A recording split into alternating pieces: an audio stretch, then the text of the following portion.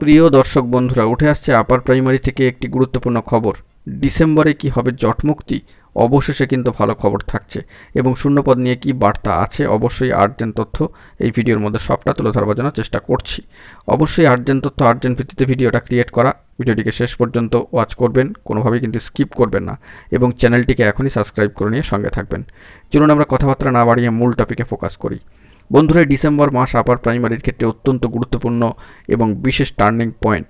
ইতিমধ্যে কয়েক মাস আগে বিশেষ কিছু ভিডিও দিয়ে কিন্তু আপনাদেরকে এই বিষয়টি বারংবার বলেছিলাম যে একেবারে বছরের শেষ প্রান্তে এসে ডিসেম্বর মাসে বিশেষ টার্নিং পয়েন্ট কিন্তু ঘটবে এবং সেই দিক থেকে পশ্চিমবঙ্গ আপার প্রাইমারি চাকরিপ্রার্থী মঞ্চ এবং তার সাথে সাথে কিন্তু all Bengal upper primary teachers অ্যাসোসিয়েশনের তরফ থেকেও এই বার্তা দেওয়া হয়েছে যে ডিসেম্বর মাসে কিন্তু তারা চাইছেন যে বাকিদের কাউন্সেলিং প্রসিডিওরটাকে সম্পন্ন করতে হবে। ইতিমধ্যেই আমরা একটি খবর আপডেট দেখতে পাচ্ছি সামাজিক গণমাধ্যমের সূত্র ধরে যে একটা ডেডলাইন কার্যত উঠে আসছে যে 15 তারিখের পরেই কিন্তু অবশ্যই 16ই ডিসেম্বরটাকে অবশ্যই মেনশন করা হচ্ছে সামাজিক গণমাধ্যমে যে সেকেন্ড কাউন্সেলিং সংক্রান্ত নোটিফিকেশান কিন্তু চলে আসবে। এই প্রসিডিওর কিন্তু শুরু হয়ে যেতে পারে।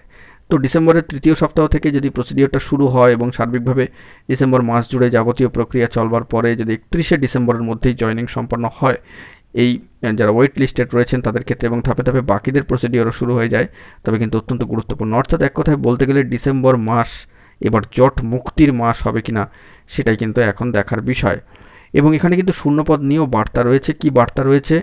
অবশ্যই শূন্যপদ নিয়ে এই বার্তা রয়েছে যে বারবার কাউন্সেলিং করে কিন্তু সমস্ত শূন্যপদ পূরণ করা হবে। অর্থাৎ বুঝতেই পাচ্ছেন একটা শূন্যপদের বিষয়ে যেটা প্রথম থেকে ঘোষিত শূন্যপদের সংখ্যা ছিল 14,339, কার্যত সেখানে কিন্তু অর্ডার হয়েছে ডিভিশন বেঞ্চ মহামান্য কলকাতা হাইকোর্টের তরফ থেকে যে 14,052 নিয়োগের ক্ষেত্রে এবং সর্বোচ্চ ন্যায়ালয় সুপ্রিম কোর্টেরও কিন্তু সার্বিক ছাড়পত্র রয়েছে, সবুজ সংকেত রয়েছে।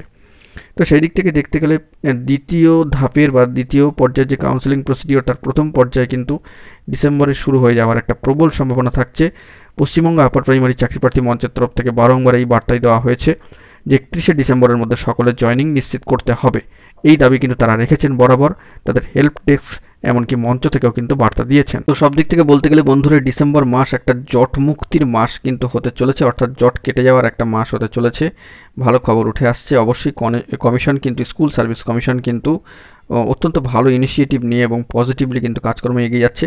কমিশনের কাছে এটা একটা চ্যালেঞ্জ যে সার্বিকভাবে সুষ্ঠুভাবে যাবতীয় প্রসিডিওরকে সম্পন্ন করে প্রার্থীদের যোগ্য বঞ্চিত প্রার্থীদের হাতে যারা এলিজেবল তাদের ক্ষেত্রে নিয়োগপত্র তুলে দেওয়া।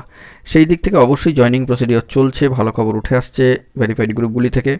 কমিশনের প্রচেষ্টাকে সাধুবাদ এবং কৃতজ্ঞতা জানাতেই হচ্ছে। এবং সব দিক থেকে বলতে গেলে আরও একবার জানিয়ে রাখি, ডিসেম্বর মাস কিন্তু জট মুক্তির মাস হতে চলেছে সব দিক থেকে। অবশ্যই আপনারা খেয়াল করবেন, ফেজ বাই ফেজে সবটাই কিন্তু স্পষ্ট হয়ে যাবে আপনাদের কাছে।